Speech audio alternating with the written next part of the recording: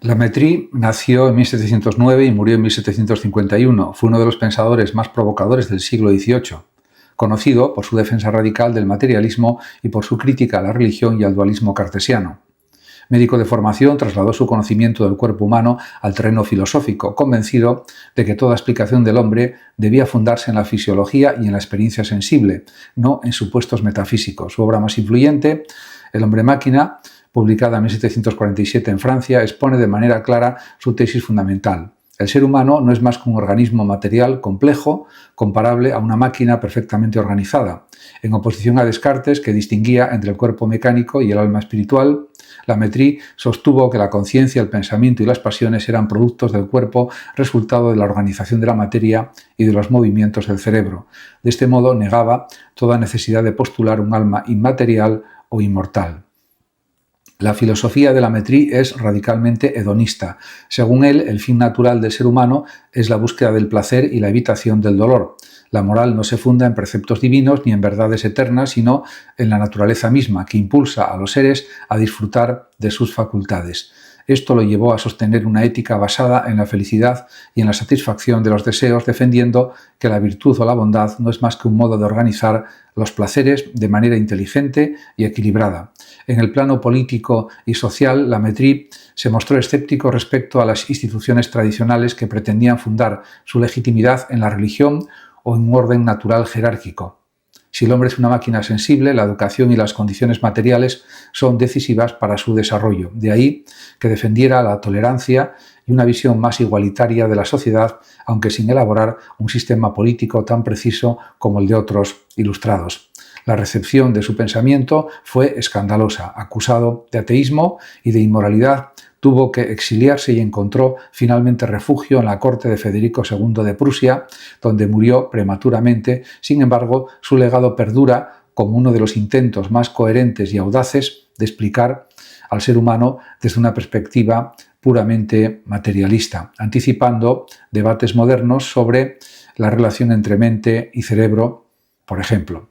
La controversia entre Regius, 1598-1679, médico y profesor de la Universidad de Utrecht, y René Descartes, 1596-1650, constituye uno de los episodios más significativos en la difusión inicial del cartesianismo, ya que revela tanto las tensiones internas del sistema como sus dificultades de recepción en el ámbito académico y teológico del siglo XVII.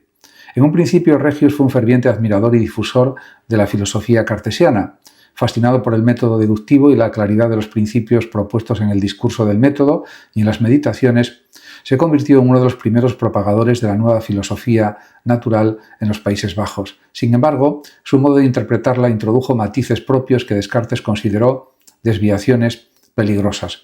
El punto central del conflicto giró en torno a la naturaleza del alma y su relación con el cuerpo. Descartes había defendido con firmeza el dualismo sustancial. El alma es una sustancia pensante radicalmente distinta de la sustancia extensa que es el cuerpo. El ser humano resulta, según él, de la unión de ambas sustancias, lo que preservaba la inmortalidad del alma y evitaba el materialismo. Regius, por su parte, tendió a explicar al ser humano en términos más cercanos al mecanicismo fisiológico, llegando a afirmar que el hombre no es más que un animal bien constituido y que el alma debía entenderse como una suerte de fuerza vital inseparable del organismo. Esta postura era vista por Descartes como una traición a sus fundamentos, pues abría la puerta a un naturalismo reductivo incompatible con la doctrina cristiana.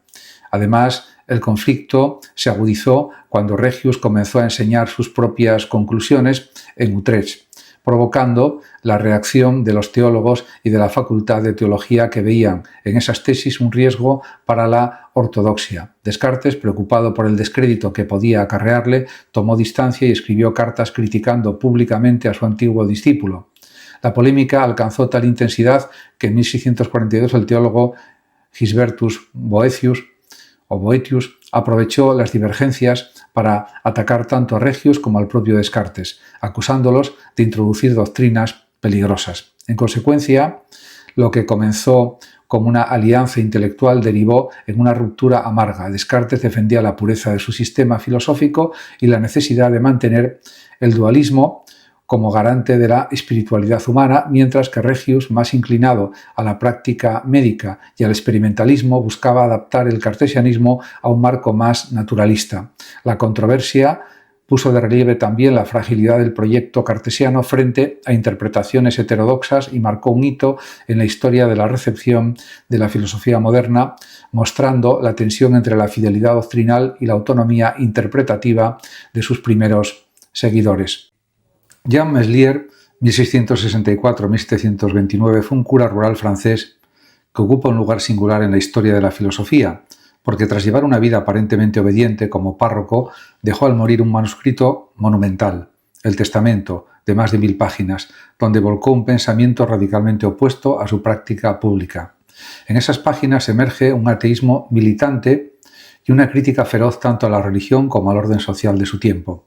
A diferencia de otros ilustrados que optaron por el deísmo o por una religión racional, Meslier sostuvo que toda idea de Dios era una ficción, una ilusión creada para mantener sometidos a los hombres. La religión, según él, no nace de una verdad trascendente, sino de la manipulación de los poderosos que utilizan las creencias para mantener en la obediencia a los pobres y legitimar injusticias. La fe cristiana, en particular, era para Meslier una impostura que prometía recompensas en la otra vida para justificar la miseria en esta. Su crítica alcanzaba tanto lo teológico como lo institucional. Consideraba a los clérigos cómplices de los nobles en la explotación del campesinado y denunciaba la corrupción de la Iglesia, que acumulaba privilegios a costa del sufrimiento popular. De este modo, su obra no fue solo un alegato filosófico, sino también un grito político inspirado en la experiencia directa de las desigualdades del campo francés. Meslier fue también un defensor de la igualdad social. Su pensamiento anticipa elementos de lo que más tarde se llamaría comunismo. La propiedad privada de la tierra y la riqueza era para él la raíz de la injusticia y solo una comunidad donde los bienes fueran compartidos podía garantizar la verdadera libertad y felicidad de los hombres. Esta visión lo convierte en un precursor de la crítica al capitalismo y en un pionero de la idea de una sociedad basada en la cooperación. Su legado circuló de forma clandestina y fragmentaria, pues sus ideas resultaban excesivas incluso para muchos ilustrados. Voltaire, por ejemplo, difundió extractos suavizados de su escrito, eliminando los pasajes más radicales contra la religión. Sin embargo, con el tiempo, Meslier fue redescubierto como una figura clave en la genealogía del ateísmo moderno y del pensamiento revolucionario.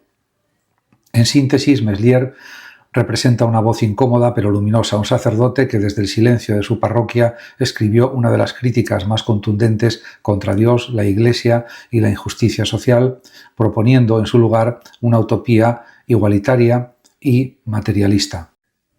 Profesor y actor. El profesor de secundaria, especialmente aquel que ejerció durante bastantes años, se encuentra inevitablemente inmerso en un ejercicio que trasciende la simple transmisión de conocimientos. Ha de ser en buena medida un actor. Esta afirmación no sugiere fingimiento ni artificio vacío, sino la capacidad de interpretar un papel complejo frente a un público heterogéneo, imprevisible y a veces exigente, los alumnos. La clase se convierte en un escenario cotidiano, donde la voz, la postura, el gesto y la mirada constituyen herramientas tan imprescindibles como el propio temario. La pedagogía, en este sentido, se aproxima a una forma de teatro. El contenido académico es el guión, pero la puesta en escena es lo que transforma ese guión en experiencia significativa. El profesor, de esta manera, actúa, debe modular su voz con la precisión de un intérprete, alternando ritmos, pausas y énfasis para mantener la atención de su audiencia, que son los alumnos. Cada gesto, cada mirada, cada desplazamiento por el aula contribuye a sostener un clima propicio para el aprendizaje. La improvisación es constante. Los alumnos no siguen un guión, reaccionan con entusiasmo, desinterés o cuestionamientos inesperados. Adaptarse a estas reacciones, reconducir la atención y mantener la autoridad pedagógica requiere un talento similar al del actor que enfrenta un público vivo que cambia función tras función. Además, el profesor encarna múltiples roles simultáneamente. Es guía y mediador, experto y compañero, juez y motivador. Cada rol exige ajustes sutiles en la expresión verbal y corporal. Al explicar un concepto complejo, el docente dramatiza las ideas, da vida a la abstracción y convierte la teoría en experiencia tangible. La narración de hechos históricos, la interpretación de un texto literario o la exposición de un principio científico o filosófico adquieren fuerza solo cuando se realiza con una conciencia escénica. El alumno percibe, aunque de manera intuitiva, la conexión entre lo enseñado y el modo en que se comunica. A diferencia del actor que finge ser otro, el profesor mantiene su autenticidad, pero interpreta su propia identidad pedagógica. Su actuación no se limita a entretener, sino a lograr que el conocimiento llegue, de manera efectiva, a despertar curiosidad, a suscitar preguntas y a consolidar aprendizajes. En este sentido, la docencia en secundaria es un arte sutil y exigente, un ejercicio diario de interpretación donde la eficacia pedagógica depende tanto del contenido como de la manera de presentarlo. El profesor actúa para enseñar y enseñar se convierte en un escenario donde la autenticidad y la técnica escénica se encuentran.